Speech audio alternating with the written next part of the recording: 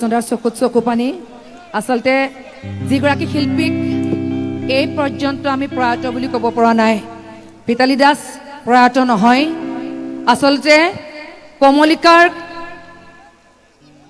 সংলগ্ন হৈ গ'ল ভিতালী দাস সেই কণ্ঠেৰে কমলিকা আহিছে আপোনালোকৰ আশীৰ্বাদ বিচাৰিছে কমলিকাই আচলতে শিল্পীৰ পৃথিৱীত খোজ দিবলৈ আপোনালোকৰ আশীৰ্বাদৰ প্ৰয়োজন কেতিয়াও ভবা নাছিল তাই গীত গাব বা মাকে কেতিয়াও কোৱা নাছিল যে অকমানজনী আজিকালি গীত গাই হয় তাই যেনে এনেকৈ গীত গাব আৰু মাতৃৰ গীতসমূহ লৈ আপোনালোকৰ সন্মুখলৈ আহিছে হে ৰহাৰে ঐ ৰহে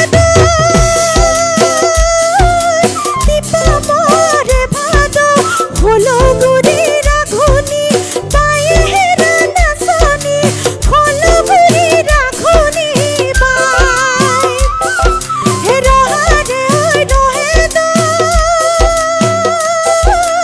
দীপা মৰে ভাদ হলগুৰি ৰাঘুনি পায়ে হেৰা নাচনি হলগুৰি ৰাঘুনি বাই হে তিনিও বায়ে ভনি কান্দে হুৰা হুৰি জয়ক যদি ধৰি লৈ যায় হে তিনিও বায়ে ভনি কান্দে হুৰা হুৰি জয়ক যদি ধৰি লৈ যায় হে ৰহাৰে ঐ ৰহে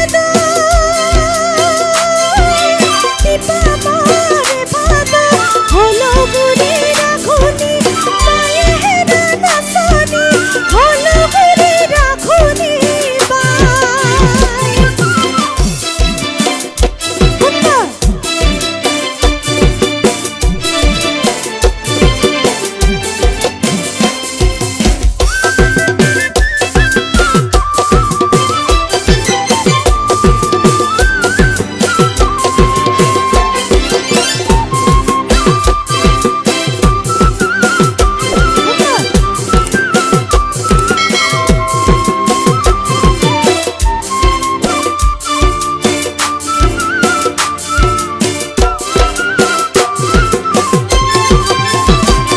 হে জয় মুতিক ধৰিলে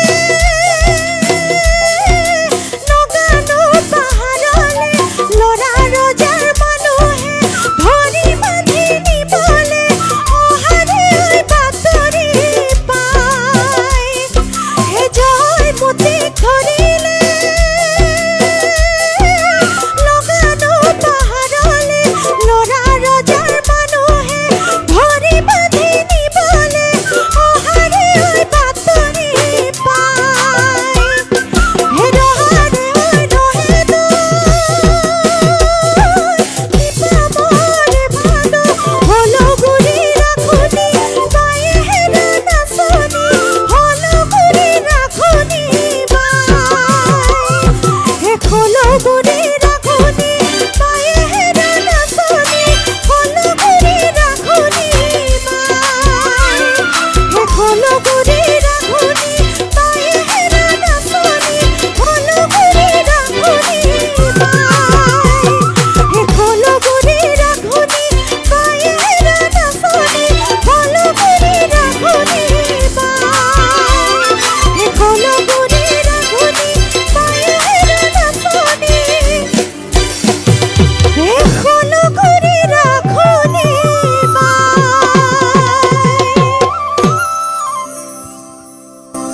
মই কেনেকৈ মানি ল'ম যে ভিতালী বা নাই যেতিয়া আমি একেলগে আহিছিলোঁ কমলিকাক হাতত ধৰি ভিতালী বা আহিছিল আহি মোলৈ চাই এনেকৈয়ে কৈছিল যিহেতু মই ৰহালৈ আহিছোঁ সেইকাৰণে ৰহাৰ এটি গীত গাম আৰু আজি কমলিকাৰ মুখত সেই একেগীটাই শব্দ মই নাজানো ইয়াত দৰ্শকৰ সেইটো অনুভৱ হ'ব পাৰে নে নোৱাৰে কাৰণ সেইগৰাকী মানুহ মই তেওঁৰ লগে লগে নে তেওঁ মোৰ লগে লগে আছিল সেয়া মই নাজানো ভিনদ আহকচোন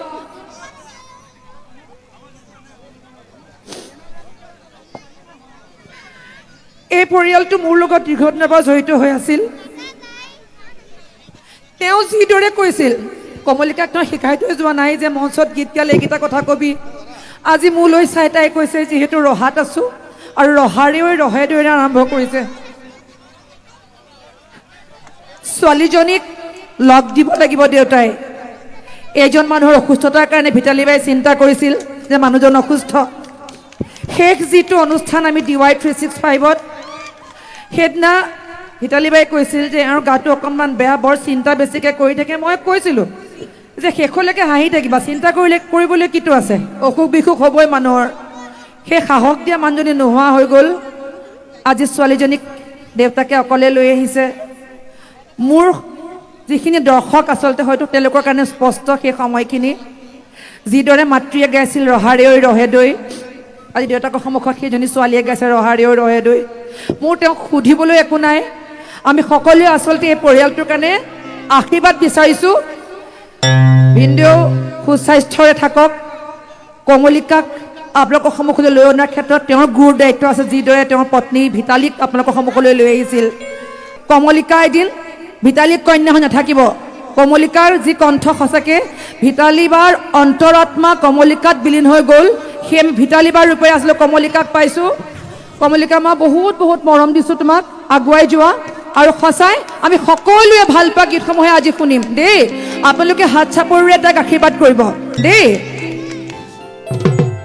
অলপমান আৱেগিক হৈ গ'লোঁ, কিন্তু নহয়, বিহু মাঘ বিহু হয়, ভোগেৰে আনন্দ কৰিম যিহেতু। এইবাৰ মই আপোনালোকৰ কাৰণে মোৰ মাতৃয়ে গোৱা কেইটামান খুব বচা বচা বিহুগীত, আৰু এই বিহুগীত কেইটি আপোনালোকৰ মাজলৈ লৈ আনিছোঁ। জোনবাই, অঞ্জনা, জানমণি, যদি জানে মোৰ লগে লগে গুণগুণাব।